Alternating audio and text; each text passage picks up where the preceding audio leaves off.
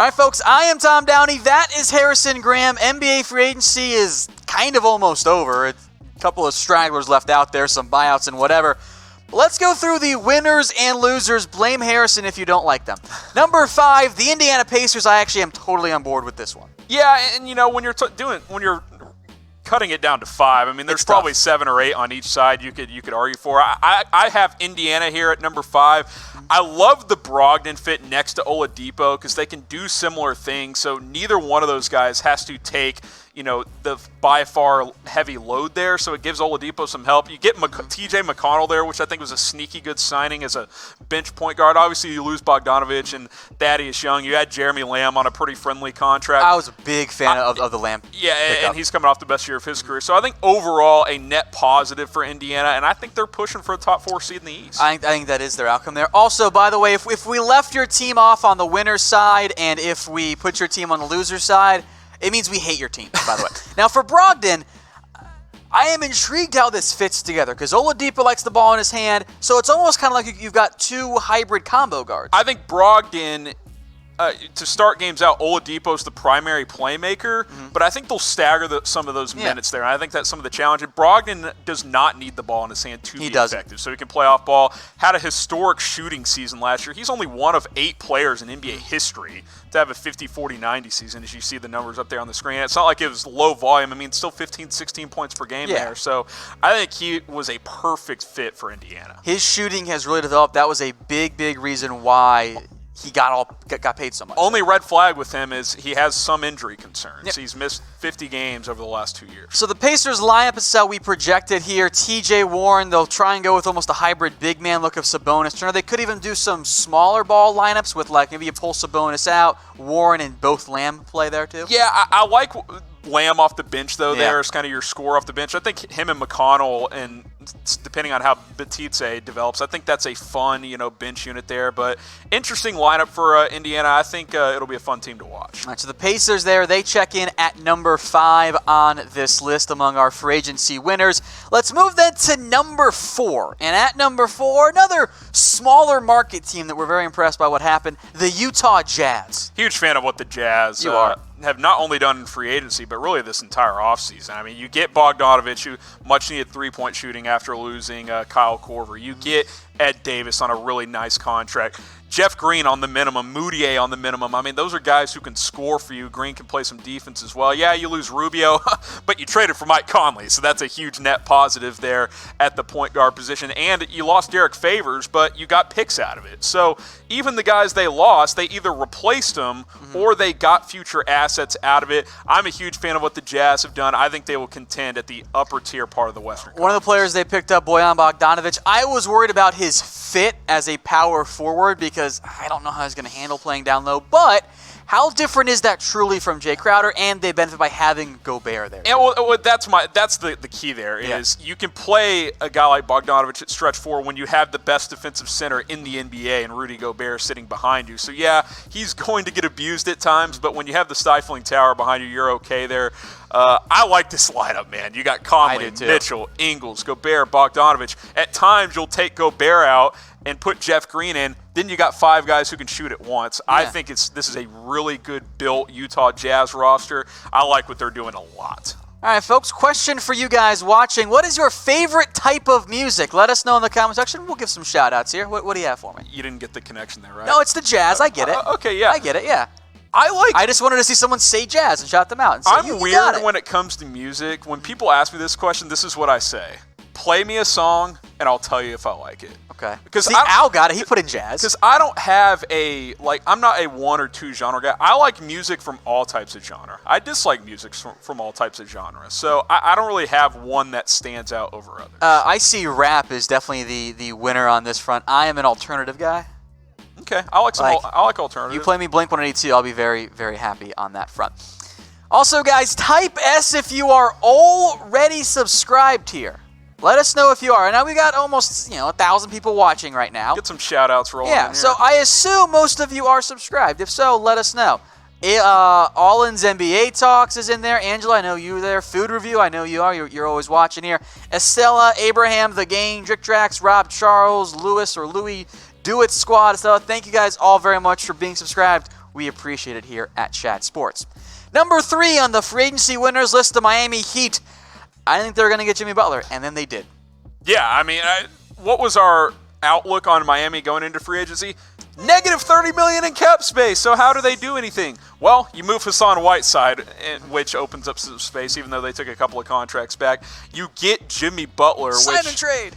Anytime you sign an all-star, you're a free agency winner, and especially when you have very little, if no, cap space entering the offseason. Now they could be in the mix to add Russell Westbrook as well. So far, they're free agency winners. They could really become winners if they get Westbrook. Yeah, and I think that's really more overall offseason winners. Yeah. But the Heat getting Jimmy Butler, part of a sign-and-trade, so it does qualify for free agency, was a huge success. Yeah, and they needed a guy like Jimmy Butler because they had kind of a weird roster, overpaid young talent, veteran guys like Dion Waiters, whose best days are likely behind him. James Johnson! I just like that they've gotten rid of Hassan Whiteside because his time had run out there. Bam Adebayo is kind of a guy who's developing still. Justice Winslow, kind of been the same guy since he entered the league. We'll see what happens with Dragic there. Of course, if they trade for Westbrook, he would likely have to be involved there as well. But adding Jimmy Butler was a huge success for Miami. Curious to see where they go from here. The Heat went from probably not being a playoff team. They're at least a playoff team. Had they run it back, that they weren't going to make it there. Even in the East. Getting Jimmy Butler, though, now they are. That's at least worth a couple of wins. And if it's only 5 wins, that gets them to playoffs from last year. Yeah, you go from 39 to 44, 45 wins. That's the 6th seed in the East. I mean, it doesn't take 50 wins to be a playoff team in the East, so I definitely think they're in the mix for the middle part of the Eastern Conference. All right, Heat are 3. The Brooklyn Nets, though, are number 2. We'll talk about number 1 and how I was wrong about that in the end. Kyrie Irving, Kevin Durant, DeAndre Jordan. Oh, no, they lost Ed Davis and Jared Dudley. You hate to see it, right? And D'Lo, I guess. Jared Dudley heading out west. Yeah, I mean, the D'Lo is, when you get Kyrie and Durant, who cares, right? Brooklyn was the biggest winner until, guess who? We'll get to them in just a minute. You guys know who it is. Pulled off the free agency period of the century. Yeah, Durant's not going to play this year, but it's not like that makes you a free agency loser. And when you add Kyrie Irving and Kevin Durant, you're adding, 50 points per game of just ridiculous production there. And by the way, they already have a fun young core. You put these 2 superstars around them, I can't wait to watch Brooklyn 2 seasons from now. Oh, I couldn't agree more. You have guys like Jared Allen, Karis LeVert, Joe Harris, who this past year, wow, those guys really stepped up. They could be something special going forward. Dinwiddie's a good player off the bench. They kind of just got Taurean Prince for an expiring Allen Crabbe contract. I think that was an upgrade there. The Hawks is just one of the picks. Yeah, I really like what Brooklyn's doing. We'll see what they are this year. I think they're a 3 to 5 type of seed, depending on how well Kyrie meshes with the young core. But when Durant's back, that's going to be the team to beat in the East. And assuming Durant is healthy there in the end, I completely agree with you. Or at least close to what we've seen in the past for Durant. So over-under question for everyone watching. 1.5 titles for the Nets with Durant and Kyrie Irving. Will they win more than 1? Type O for over, U for under. I would actually go under and say 1 because the unknown factor with the Achilles. I do think they will win 1. With those 2, but I'm still going to lean under there because we got to see what happens when Durant comes back. But if he's full throttle and they even sign on for a couple more years after this contract, I think there's potential to win 2 or 4. These are all unders here. I'm waiting just to see 1 over, but everyone typing maybe the over-under should have been 0.5. Yeah, maybe you done messed up. It should have been 0.5. And maybe it's because of what the Los Angeles Clippers have done, and they might be the teams winning the titles in the end. Yeah, I was convinced after day 1 of free agency, no one was going to outdo the Nets. And then the Clippers said, hold my beer. Yeah. And they go out, they get Kawhi. We were like, yeah, Clippers are losers because their plan was to surround Kawhi with another superstar. There's nobody left. Then they trade for Paul George. Yeah, Paul George is like, hey, OKC, it was fun. Trade me to the Clippers. So, I mean, obviously the Clippers are the biggest winners here. And yeah, sure, technically Paul George is a trade, but you don't get Kawhi without the Paul George trade. So, obviously, huge success for the Clippers this offseason. I think it's the best offseason a team has had, or a free agency period a team has had in, I can't even think. When's the last time a team pulled something like this off? Especially the second team in LA. All of the LeBrons, I think, count. All the I think this is more impressive than when Miami brought in LeBron and Bosh. I really do. No. I disagree. I don't know, because man. they got to keep Wade too. Wade was also a free agent that year. Kawhi's coming off a championship run. Paul George was top 3 in the MVP race. I don't know. Maybe Apple's, that's close there, but I think what the Clippers have done this free agency period has been spectacular. So that's almost a hot take from you there, my friend. I don't think it's that hot. I think this is pretty impressive work here. The Clippers roster court, by the way, here in fantastic shape. Beverly, Shamet can shoot. Yeah. Zubats is back. Yeah. Montrezl Harrell, Lou Williams, 2 of the 6-man finalists. Yeah, I mean, and getting Zubats back keeps Williams and Harrell on the bench, that best bench duo in the NBA. You get Magruder, who's a versatile defender. Mo Harkless can play as well. So, I mean, they go 10 deep in the Clippers, and they've got 2 of the top 10 players in the NBA to go along with it. All right, folks, what is the best duo in the NBA? Let us know in the comments section. I think it is a debate here between the 2 LA squads. Yeah, sorry, Golden State. Yeah, and you can't throw Brooklyn in there right now because Durant's not going to play. I actually, fully healthy, I would still go LeBron and AD, slightly above Kawhi and Paul George. But full roster, obviously the Clippers are better. But I would go LeBron and AD. Keep those votes flowing. I see some Luka and KP, Splash Bros in there as well. Luka and KP best under 25 duo in the NBA. I don't think there's any doubt about that. Okay, that's fair. Keep those votes flowing, folks. If you missed it, here are the free agency winners. Clippers, Nets, Heat, Jazz, Pacers. Those are your 5 winners. If we didn't mention your team, that means we hate them. Not because they were close but not quite top 5. Yeah, I mean, we hate your team. Yeah, we don't like your team. Obvious sarcasm included there. Let's move then to the losers, where you actually can accuse us of hating your team. The Charlotte Hornets check in at number 5 because what are they doing? They lowball Kemba Walker because they don't want to overpay him. Then they overpay Terry Rozier. And now this roster is filled with bad contracts, and they don't really have future assets. I think the Hornets might be in the worst place out of any team in the NBA, not only for right now, but long-term as well. This is a bad situation. You can't be stuck as a average team. I've always said that's the worst place to be. The Hornets, though, found themselves as a bad team. With no future. With nowhere to go. Yep. Like, you just got to keep losing games because you've already added on bad contracts with getting nothing back in return. You're basically praying that Terry Rozier becomes an all-star. I mean, he might average 20 points a game on 40% shooting. That tends to be the MO there. People shouting at the Hornets should be number 1. I think you underseeded them. You gave them too much credit. Okay, well, I just don't think the Hornets are relevant enough to put them number 1 on any list. But yeah, it's been a disastrous offseason for them. I mean, you look at their lineup. I mean, look at this. Terry Rozier, Malik Monk is your backcourt. Neither of those guys averaged double figures last year. Malik. I like the P.J. Washington draft pick. Maybe, the idea there is Rozier and Washington are your 2 focal points. But Batum's got maybe the worst contract in the NBA. This roster's bad. This team may win 20 games next year. You guys will see who number 1 is in a little bit. But the Hornets, they check in at number 5. Again, blame Harrison on Twitter at Harrison1033. The Houston Rockets check in at number 4 because they were going to land Jimmy Butler and revamp the roster, and then... Yeah, and guys, just for clarification, you can be losers in free agency and still be in an okay spot, which I think Houston still is. They don't have a ton of cap flexibility, but I think this is still a really good playoff team in the West. But you have Daryl Morey spouting out all offseason, we're going to get Jimmy Butler. We should be the favorites in the West. This, that. Well, nothing happened, and you're just going to run it back, the core you've had the last few years, and that hasn't been able to get over the top. And this is the Rockets' current lineup, barring other moves. They kind of fall into a similar category as the Minnesota Timberwolves, who, spoiler alert, did not make this list, but they're, again, not that far off. They're maybe like 6 or 7. Very close there. And, again, I think this is a playoff team, but you made no changes, did not get better in any way. Yeah. And you wanted Jimmy Butler. Expectations matter when it comes to free agency, especially on the loser side of things. That's a very common theme here, hint, hint, as we continue to move forward. Number 3, the Toronto Raptors here, because they lost Kawhi and Danny Green. That's huge. Yeah, and I mean, look, if you're the Raptors, obviously, in the end, you got the championship, so it's not, the worst thing in the world. But we're talking about free agency winners and losers. And when you lose Kawhi and Danny Green, 2 of your core players and maybe the best player on the planet, you become a loser because you didn't add anyone else because you're kind of tied cap-wise. I mean, they still got some veteran talent. Now I think the focus is to shape your team around Pascal Siakam. But yeah, obviously losing Kawhi is a huge blow. This is what you're losing. That's a brutal loss. Nobody lost a better player in the NBA than the Toronto Raptors. And yes, they won the NBA championship. That's awesome. But you lost Kawhi Leonard and Danny Green. You lost two of your best players.